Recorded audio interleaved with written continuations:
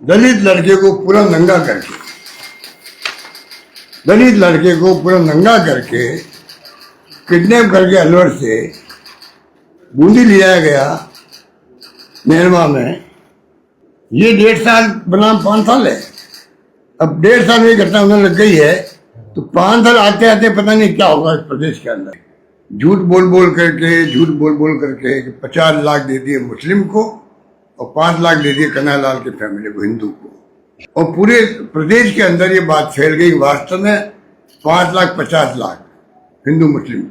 विश्वास दिला दिया वहां उदयपुर जनता को कि सरकार पूरी गंभीर है। ऐसी सरकार का निकम्मापन, नाकारापन मैंने कभी नहीं सुना किसी सरकार का। वो ऐसी मानवीय घटना थी और हमने 4 घंटे में मुलजिम को पकड़ लिए, 4 घंटे में। और फिर भी केस ले लिया NIA ने, नेशनल इन्वेस्टिगेशन एजेंसी ने। हमने कोई एतराज नहीं किया, उसी रात को ले लिया केस, क्योंकि वो राष्ट्रीय एजेंसी है, हो सकता है उसमें कोई और एंगल हो, तो हमने एतराज नहीं किया। और उसके बावजूद भी उस केस को आज तक वो 3 साल हो गए हैं। NIA कोर्ट जो है वहाँ पे कोई जज बैठती नहीं है, खाली पड़ा रहता है। आज तक बयान NIA करा नहीं पाई उस केस के अंदर। परिवार और प्रदेशवासी न्याय मांग रहे हैं, कब मिलेगा न्याय उनको? क्योंकि वो घटना खाली एक परिवार की नहीं थी, पूरे प्रदेशवासियों की थी। चाहे कोई जाति धर्म के लोग हो, सबको उस घटना ने बहुत पीड़ा पहुंचाई। उसका जवाब इनके पास नहीं है।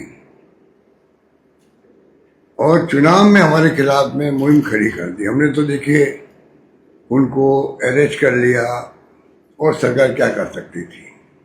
हमने दोनों बच्चों को नौकरी दे दी, 50 लाख का पैकेज दे दिया। पहली बार आज़ादी के बाद में किसी को इतना बड़ा पैकेज मिला है, तो वो कन्हैयालाल के परिवार को मिला था। फिर भी चुनाव में इसको मुद्दा बनाया गया हमारे खिलाफ में, और उस समय नुकसान भी हुआ। वो ऐसा मुद्दा था मार्मिक, झूठ बोल करके 50 लाख दे दिए मुस्लिम को और 5 लाख दे दिए कन्हैयालाल की फैमिली को, हिंदू को। इतना बड़ा झूठ कोई बोल सकता है क्या? इतना बड़ा झूठ। और बोलने वाला अमित शाह जी भी थे मुख्य रूप से। और पूरे प्रदेश के अंदर ये बात फैल गई वास्तव में 5,50,00,000 हिंदू मुस्लिम। आप बताइए, हमें चुनाव हारने में ये भी बहुत बड़ा एक कारण था हमारा, जिसमें लोगों को गलतफहमी हो गई। इस प्रकार से हिंदू मुस्लिम भी किया गया। प्रदेशवासी कभी माफ नहीं करेंगे। अब मैं पूछना चाहता हूं अमित शाह जी से, कृपा करके आप राजस्थान पधारे हैं, आपका स्वागत है, पर कम से कम आज अपनी मीटिंगों में इसको प्रदेशवासियों को जवाब दें, भाई वास्तव में ये घटना क्यों नहीं अभी तक सजा हुई? इन लोगों को सजा क्यों नहीं हुई आज तक? हो सकता राजस्थान सरकार इसको देखती, SOG देखती, हो सकता आज तक उनको सजा हो जाती, चाहे वो आजीवन हो या फांसी की सजा हो, कुछ भी हो, तो सजा होके रहती। इतना बड़ा केस था वो। सब काम छोड़ के मैं खुद गया वहां पर, दौरे मेरे खत्म करके गया, चीफ सेक्रेटरी गए, DG पुलिस गए। विश्वास दिला दिया वहां उदयपुर जनता को कि सरकार पूरी गंभीर है। इसलिए कोई हिंदू मुस्लिम का वहां पर चुनाव नहीं हुआ। ये हमने किया उस वक्त में।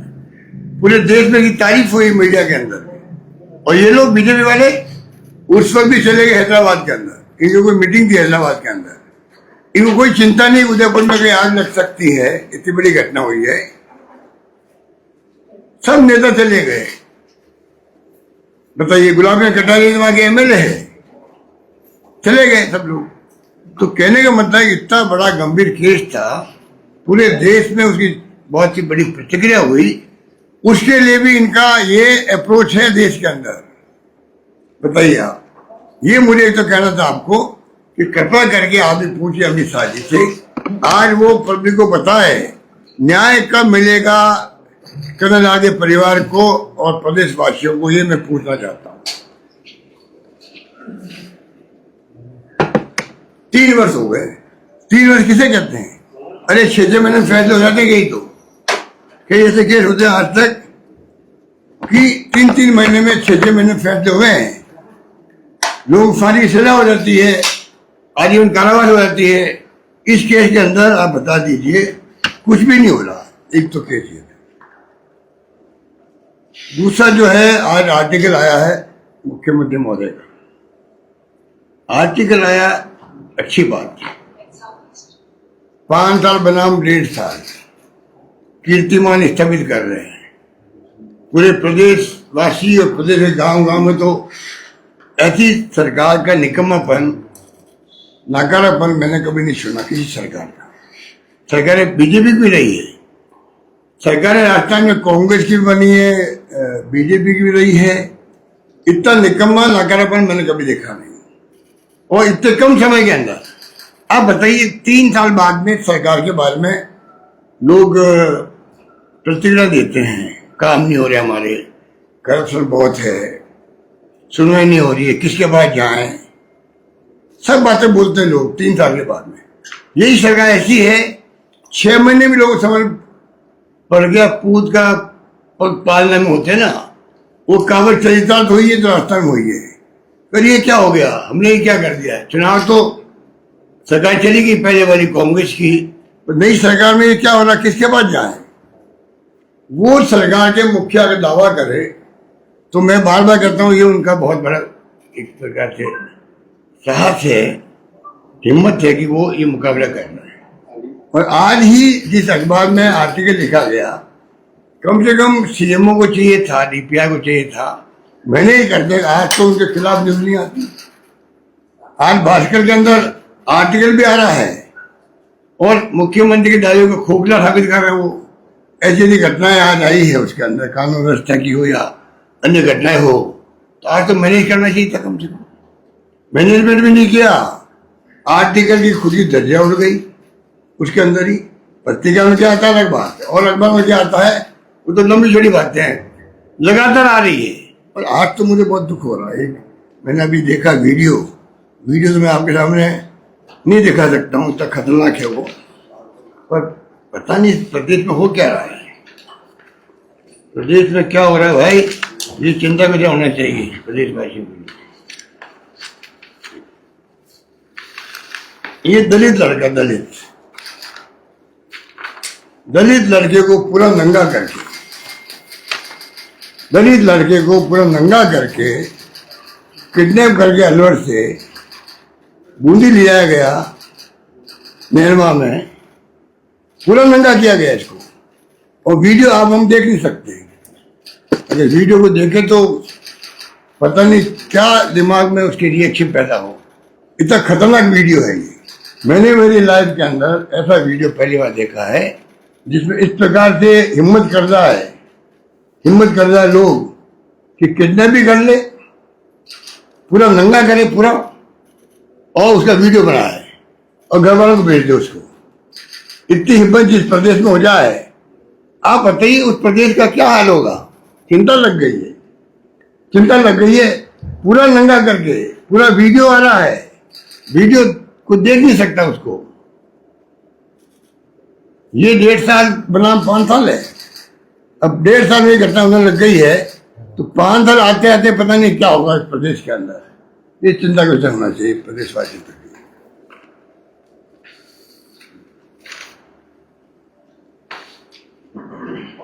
धन्यवाद। सर, बिहार सरकार ने जैसे 125 यूनिट फ्री करने का फैसला किया है। 125 यूनिट फ्री करने का फैसला किया है बिहार सरकार ने चुनाव से। ये छोड़िए बिहार की बात करेंगे, अभी बात राजस्थान करो तुम लोग। आप जब नहीं, आप तो बात करें, इतने बड़े इश्यू है, हमारी प्रायोरिटी राजस्थान अभी है। सर, एक वो RTHS स्कीम में जो गवर्नमेंट कर्मचारी को इसमें आ रहे, इलाज नहीं कर रहे, पैसा नहीं मिल रहा है, RTHS बहुत दुर्भाग्य है। आज मैं कल बेंगलोर में था, परसों में बॉम्बे में था। जहां मैं जा रहा हूं देश के अंदर, दिल्ली जाते हैं, दिल्ली में पूरे देश के लोग आते हैं, सब जगह चर्चा ये है कि राजस्थान सरकार ने जो स्कीमें बनाई थी अपने वक्त में कांग्रेस सरकार ने, उसकी चर्चा पूरे देश के अंदर है, खाली हेल्थ की नहीं है, हेल्थ की तो है ही है, बाकी हमारी स्कीमों की चर्चा है। और 25 लाख का बीमा तो देश में दुनिया में कहीं नहीं, मैं बार बार बोल रहा हूँ, लोग समझ नहीं रहे हैं कि मोदी जी की योजना जो है आयुष्मान भारत, वो सिर्फ 50% लोगों के लिए, मुश्किल से 50% लोगों के लिए देश के अंदर। हमारी स्कीम 100% लोगों के लिए है, सबके लिए है। पैसे वाले हैं 850 रुपये जमा कर दो खाली, बस 25 लाख का बीमा लो। घर घर में, गांव गांव में आज इस योजना की चर्चा हो रही है और ये सरकार दावा उल्टा कर रही है। क्या इनको कहें, ये 1.5 साल बनाम 5 साल के बाद जो करने वाली है, उनको हम क्या कह सकते हैं। आपने क्या क्वेश्चन किया? आरटीएचएस स्कीम में आरजीएसएस शानदार स्कीम थी। सीजीएसएस भारत सरकार की स्कीम है।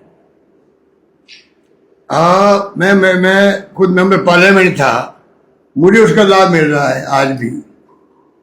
एक्स एमपी को मिलता है, एमपी को मिलता है। हमने उसी तर्ज पर एमएलए को, एक्स एमएलए को और सरकारी कर्मचारियों को भी, पत्रकारों को भी, सभी को हमने उससे जोड़ लिया आरजीएसएस से कि आप भी जो है सीजीएसएस की तरह कैशलेस इलाज करा सकते हो। कैशलेस, उसकी खासियत कैशलेस है। उसका आपने 800-900 करोड़ रुपए अगर बकाया कर दिया प्राइवेट अस्पताल का, तो उन्होंने धमकी दे दिया आपको, कम स्ट्राइक करेंगे।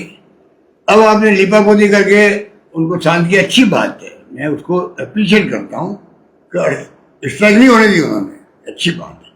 पर ये योजना ऐसी है जिसमें खर्चा एक्स्ट्रा होता है आदमी का, चाहे नौकरी करने वाला हो, चाहे आम नागरिक हो या पत्रकार हो। अचानक घर में बीमार कोई हो जाए, कोई 5,000, 25,000, 1 लाख, 2 लाख ऑपरेशन या जांच करवाओ, MRI free, CT scan free, दवाएं फ्री, वो एक्स्ट्रा खर्चा होता है अपनी तनख्वाह से अलावा। अपने जो आमदनी होती है किसी व्यक्ति की, उससे अलावा इसको कहते हैं आउट ऑफ पॉकेट एक्सपेंडिचर। अचानक आ गया, उसको सरकार फ्री कर रही है, तो उसको अपनी प्लानिंग करने में, घर चलाने में आसानी रहती है। ये हमने किया। सर, राजीव गांधी दुर्भाग्य से जो है उनको कमजोर कर रहे हैं। इनकी टॉप प्रायोरिटी शिक्षा के साथ में स्वास्थ्य होना चाहिए। अगर किसी नागरिक का, परिवार का शिक्षित होगा, परिवार स्वास्थ्य अच्छा होगा, बाकी जो भी जिंदगी बितानी है उसको, वो अपना भी स्वतः ही समझदार बन जाएगा। स्वास्थ्य अच्छा होगा, शिक्षित होगा, सब कुछ हो जाएगा। 2 प्रायोरिटी मुख्य, प्रायोरिटी सब मुख्य होती है, सड़कें मुख्य होती है, सबकी अपनी अपनी महत्वता होती है। पर ये 2 बातें ऐसी है, हमने ध्यान दिया इस पर। इंग्लिश स्कूल खोल दें, अंग्रेजी स्कूल है, ये हमारे बच्चे हिंदुस्तान में जो है सबसे आगे निकलेंगे। इंग्लिश बच्चे, गांव के गरीब, दलित, पिछड़े बच्चे इंग्लिश बोलती है, हम जवान नहीं पाते हैं, हमारी इंग्लिश कमजोर है, वो हमसे आगे निकल गए बच्चे। घर होना चाहिए सरकार को, उसको बंद करने की योजना बनाई, अब पब्लिक दबाव में चुप हो गए। सर, एक Rajiv Gandhi abroad scholarship scheme थी आपकी, जिसके तहत कई बच्चों का विदेश में सिलेक्शन हुआ, विदेश में पढ़ने गए। उस स्कीम में पैसे और जो है उसका किस्तें सरकार ने देने में विलम्ब किया, जिसके कारण बच्चों को वहां पे फोटोज आए भीख मांगते हुए भोजन करना। अरे भैया, इनको समझाए कौन समझाए? 1.5 साल बनाम 5 साल है, ये तो इसका नाम है 1.5 साल बनाम 5 साल सरकार बढ़ रहा है अभी से ही। आप कह भीख मांग रहे विदेश के अंदर, वो जिनको हमने भेजा विदेश पढ़ने के लिए, अगर ये पैसा रिलीज नहीं कर रही उनके लिए जो वादा किया हुआ था, तो भीख ही मांगेंगे, नौकरी करेंगे और क्या करेंगे। और उसकी संख्या कम कर दी उन्होंने, 500 से 200 के जाए मेरे ख्याल से। ये तमाम जो गवर्नेंस चल रही है अच्छी नहीं चल रही है। बार बार मैं आगाह कर रहा हूँ सीएम साहब को, वो पता नहीं बात तो अच्छी करते हैं, पर वो उनका या तो कंट्रोल नहीं रहा, ये कंट्रोल नहीं रहा दिखता। सीएमओ भी, सीएमआर भी। उदयपुर फाइल्स नाम की फिल्म भी बनी। सर, स्मार्ट मीटर को लेके बड़ी चर्चा है कि बिजली मंत्री कह रहे हैं कि नहीं, ये तो गहलोत साहब की योजना, ये मेरे ख्याल से भारत सरकार की और पूरे देश की योजना है। ये रिफॉर्म्स में आता है ये, इसलिए इसको तो आपको पब्लिक को समझाना पड़ेगा इसके मायने क्या। नंबर 1, नंबर 2, ये जो परसेप्शन बन गया है कि बिल बहुत तेज चल रहे हैं या ज्यादा बिल आ रहे हैं, वो सच्चाई बतानी चाहिए इनको कि भाई कहीं कोई मीटर में गड़बड़ तो नहीं है, गड़बड़ तो कहीं भी हो सकती है, वो इनको खुद को स्पष्टीकरण करना चाहिए। सर, उदयपुर फाइल्स को लेकर के सुप्रीम कोर्ट ने सख्त टिप्पणी की कि ये फिल्म अगर आएगी तो 2 वर्गों में खाई पैदा करेगी, तो इसे रोक दिया जाना चाहिए रिलीज करने से पहले। देखिए ना, तो मैंने फिल्म देखी है, नहीं अभी आई नहीं है, लेकिन सुप्रीम कोर्ट ने रोक लगाई कि इस तरीके की फिल्म नहीं आनी चाहिए। हाँ, तो सुप्रीम कोर्ट ने सोच समझ के रोक लगाई। जो घटना हुई है उसके अंदर अगर मान लीजिए कोई उनके दिमाग में ऐसी बात आई है तो रोक लगाई है, तो सोच समझ के लगाई होगी। सर, कल राधा मोहन दास जी ने ये बोला, राजीव गांधी कंप्यूटर तो लेके आए थे, लेकिन मनमोहन सिंह जी के रूप में एक रोबोट हमें दे गए। अब उसको वो तो कई कमेंट्स कर चुके हैं हमारे नेताओं के बारे में भी राजस्थान में। जब आते हैं तो वो मीडिया में छाए रहे हैं। वो सोच के आते दिल्ली से, आज मुझे न्यूज कौन सी बनवानी है। कल मुझे मिल गए थे वो एयरपोर्ट पर, मैं आप लोगों से मिल रहा था, तभी वो मेरे पास आ गए। अगर वो थोड़े रुक जाते अंदर मार दीजिए, कोई बात नहीं, आ गए तो मैंने उनकी जगह खाली कर दी। वे सत्ता पक्ष है, सम्मान करना चाहिए उनका। इस तरह से मनमोहन जी के लिए रोबोट, अब आप समझ सकते हो कि वो सोच के आते हैं बोलने के लिए, ये उचित नहीं है। मनमोहन सिंह जी के बारे में ये देश सुनना कभी नहीं चाहेगा। मनमोहन सिंह को पूरी दुनिया के मुल्कों में जो उनके बारे में जो ओपिनियन है, आप हम लोग कल्पना नहीं कर सकते। दुनिया के मुल्कों को उस वक्त जो आश्चर्य होता था जब कभी इनकी आलोचना होती थी, तो लोग कहते हो क्या गया हिंदुस्तान को। जो दुनिया का मानव इकोनॉमिस्ट है, उसके बारे में लोगों की अलग ओपिनियन दुनिया के अंदर, तो चाहे कुछ भी बोल दे तो वो अगर बोलेंगे तो आलोचना नहीं की होगी। सर, सवाल और, तो आपने राइट टू हेल्थ एक्ट लागू किया था, लेकिन अब वो लागू नहीं हो पाया। आपने तो पास कर दिया था विधानसभा से। अब ये राजस्थान इतिहास बनाया, हमारी सरकार ने इतिहास बनाया है। राइट टू हेल्थ एक्ट करके अपने चिरंजीवी को, आरजीएसएस को और जो दवाएं फ्री, टैक्स फ्री और हेल्थ का पूरा ध्यान रखो। कानूनी अधिकार दे दिया हमने आम जनता को, प्रदेशवासियों को। पूरे मुल्क में दुनिया में चर्चा इसकी हो रही है, इनको कौन समझा बताइए। गिग वर्कर्स एक्ट बनाया हमने साथ में, गिग वर्कर एक्ट बनाया तो गिग वर्कर बेचारा, आप देखते हो जोमेटो जो भी है, सर्विस बॉय, डिलीवरी बॉय, इन सब के लिए, वो ठेला वाले के लिए भी है, रिक्शा वाले के लिए भी है। अब ये ऐसी क्लास है जो कब तकलीफ में आ जाए। कानून पास कर दिया तो आर्टिकल लिखा गया न्यूयॉर्क टाइम्स के पत्रकार ने कि राजस्थान सरकार पहली सरकार है जिसने कानून बनाया है, और ऐसा कानून हर राज्य में बनना चाहिए देश के अंदर, और दुनिया के मुल्कों में बनना चाहिए। इसका मतलब दुनिया के मुल्कों में भी कोई दुख वो चलेगा, होगा तो होगा। ये इतना बड़ा क्रांतिकारी कानून हमने बनाया। राइट टू हेल्थ किसे कहते हैं? पहला राज्य राजस्थान बना है। अब अगर ये सरकार बंद कर रही है तो इनकी गवर्नेंस में ये अप्रोच यही होगी इनकी, और ये सब बातें इनको ले डूबेगी। सर, अमित शाह का जो दौरा है आज का, क्या ये सहकारिता विभाग के कार्यक्रम के मद्देनजर आपको देखते हैं, या इसका कोई राजनीतिक जो आप लगातार कह रहे हैं कि सरकार को उठापटक है, उसको मद्देनजर? क्यों इससे पहले ओम बिरला, भूपेंद्र यादव ये सीएम के घर पे रात को मिलके गए थे 2-3-4 दिन पहले। अब अमित शाह आए हैं, तो ये क्या राजनीतिक घटनाक्रम का कोई हिस्सा है? इनकी पार्टी का अंदरूनी मामला है। मैंने तो मुख्यमंत्री के साथ में मैंने तो जो है पब्लिक इंटरेस्ट के अंदर जो मुझे उचित लगा कि जो हम लोग विपक्ष में हैं, जो सुनते हैं, जो अफवाहें मीडिया में, अखबारों में आ रही थी, अभी भी आ रही है कि भाई 2-4 राज्यों में मुख्यमंत्री हटाए जाएंगे, ठीक है, तो मैंने भी उस ढंग से कॉमेंट कर दिया कि जो षड्यंत्र हो रहे हैं प्रदेश में या देश में, तो ये तो मेरा एक कैजुअल कमेंट था। अब कोई मैं कोई षड्यंत्र में तो मैं देखा नहीं षड्यंत्रकारियों को, वो क्या षड्यंत्र कर रहे हैं, पर कम से कम सरकार आई है, 1.5 साल ही उसको आया है, 1.5 साल ही हुआ, और 1-1.5 साल में सरकार बदलती है तो वो राज्य के इंटरेस्ट में नहीं रहता है। इसलिए मैंने कहा आगाह कर देते सरकार, आगाह कर देते। सर लेकिन आपके कमेंट का बहुत फर्क पड़ता है। आपने आरपीएससी चेयरमैन के लिए जो कमेंट किया था अगले दिन ही उन्होंने आरपीएससी चेयरमैन जो है नियुक्त कर दिया था, तो क्या है? अब कमेंट का फर्क पड़ता अच्छी बात है। अगर विपक्ष को वो सम्मान देंगे तो लोकतंत्र मजबूत होगा, ये मेरा मानना है। ये बात मैं मोदी जी के लिए भी कहता हूँ कि आप विपक्ष को दुश्मन नहीं समझे। आज का टाइम इतना खराब आ गया है कि केंद्र सरकार हो चाहे राज्य सरकार हो, वो दुश्मन समझती है विपक्ष को। वो दुश्मन नहीं है, वो दुश्मन नहीं है। अगर आप इन्वॉल्व करके अगर आप फैसले करेंगे, आप अच्छी गवर्नेंस दे पाएंगे, ये मेरा मानना है। अगर आप इस प्रकार से सोचेंगे कि दुश्मन हमारे हैं, हर बात को आप काट करेंगे, मान सम्मान नहीं देंगे, तो उससे नुकसान उनको भी है। सर सीएमआर में आईपीएस के साथ धक्का मुक्की होने की खबरें इस तरह की चल रही है।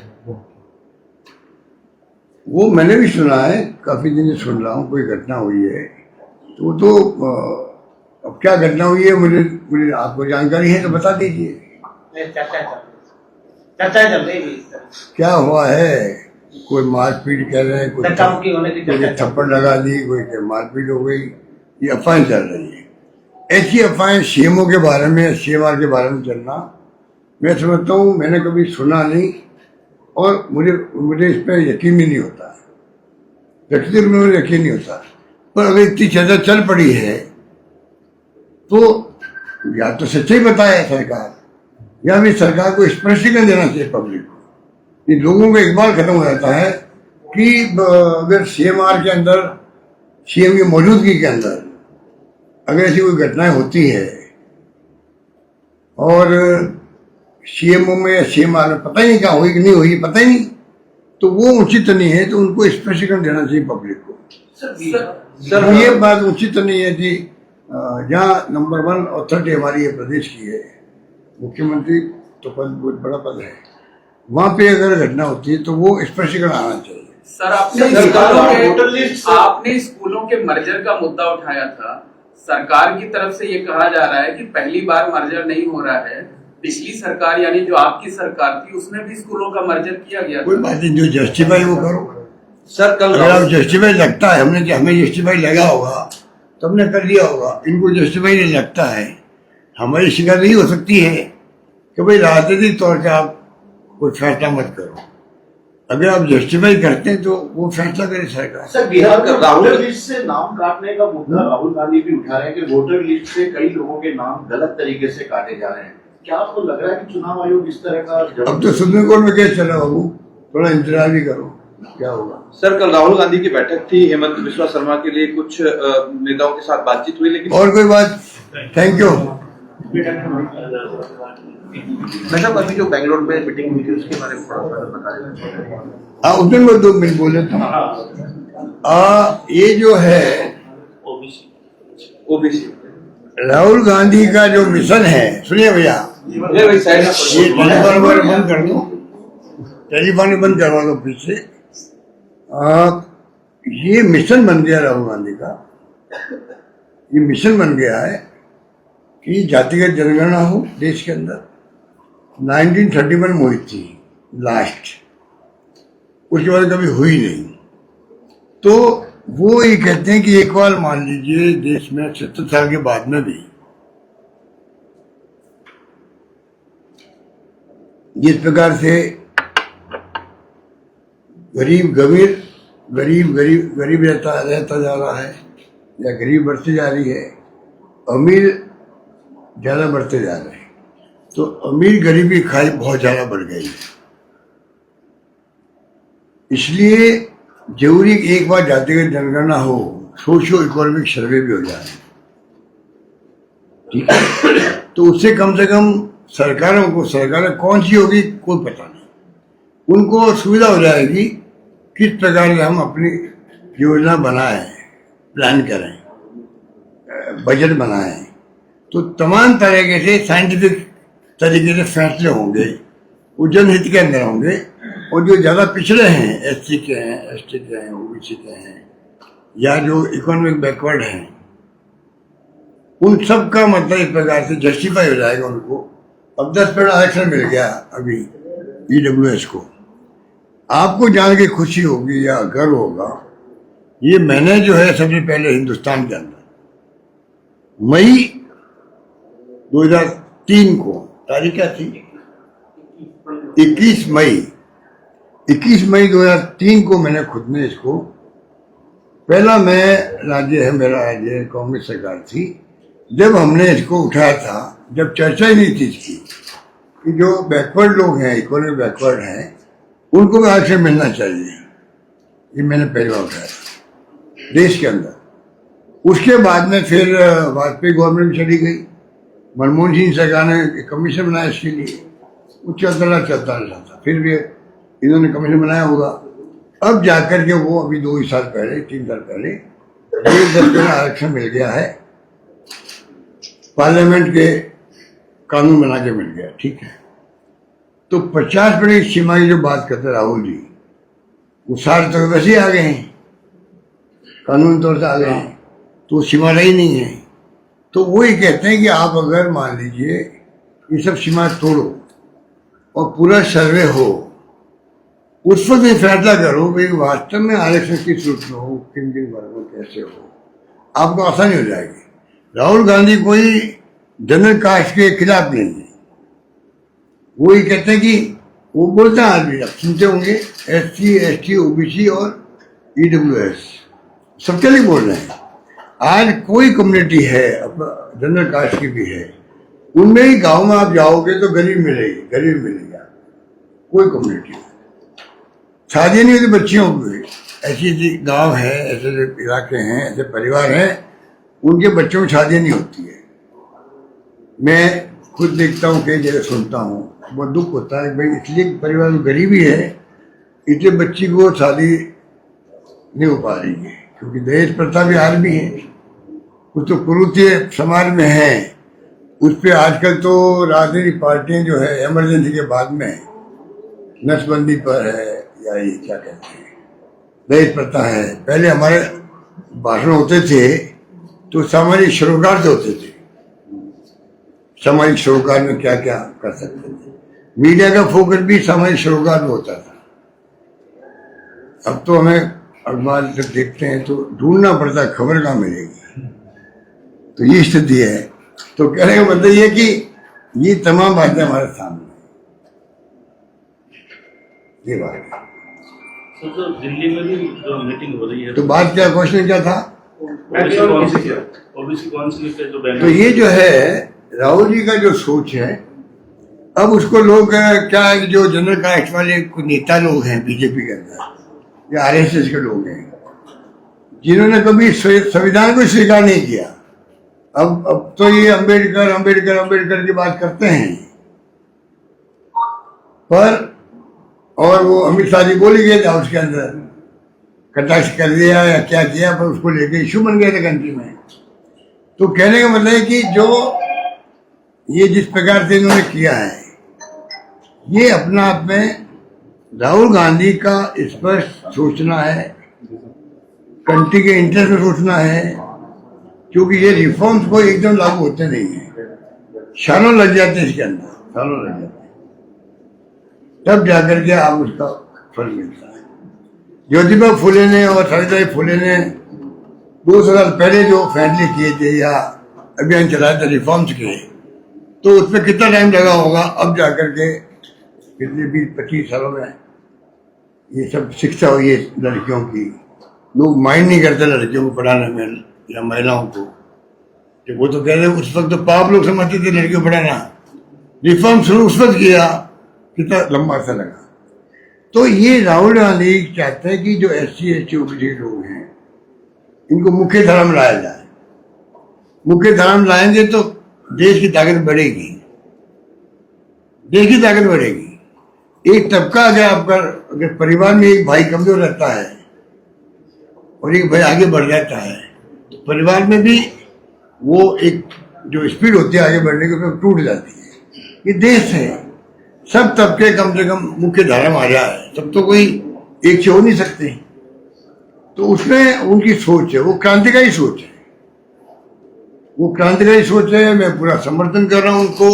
मैं चाहता हूं कि SC ST OBC को अगर मालूम पड़े, मुख्य रूप से OBC के लोगों को, उनको पता नहीं राहुल गांधी जी जो बोल रहे हैं उसके फायदा हमें मिलेगा कि अमेरिका की। OBC के अधिकांश लोगों को, जिन्होंने बीजेपी ने गुमराह कर रखा उन लोगों को धर्म के नाम पर, उनके समझ में बाद में आएगी, क्योंकि इतना बड़ा मुद्दा राहुल गांधी उठा चुके हैं, इतना बड़ा मुद्दा ये उनको खुद को भी नहीं मालूम है, उनके नेताओं को मालूम हो रहा है। ये सामाजिक संगठन है OBC के, उनको मालूम है कि हाँ ये बहुत बड़ा मुद्दा हो गया, हमारे इंटरेस्ट क्या है, आम जनता को मालूम नहीं। तो ये भी अभियान चलना चाहिए। अभियान खाली OBC वाले क्यों चला है, अभियान जनरल कास्ट वाले क्यों नहीं चला है? क्योंकि जब ये मैं मुख्य धारा की बात कर रहा हूं, पब्लिक इंटरेस्ट में है, तो कोई वर्ग हो उनको आपस में इन अभियानों को चलाना चाहिए, जिससे कि ये सर्वे होके रहे। NDA गवर्नमेंट ने अभी फैसला कर लिया कैबिनेट में, अभी भी आशंका लोगों को है, ऐसा नहीं बिहार चुनाव के बाद में कोई बहाना करके इसको वापस पीछे छोड़ दे। ये अभियान जो फैसला हुआ है उसके ऊपर भी लोग डाउट कर रहे हैं। हम चाहेंगे कि वो फैसला लागू हो। NDA गवर्नमेंट अभी है तो सेंसस लागू करे, सेंसस के माध्यम से OBC जो है वो जाति की जनगणना ये पूरा करे।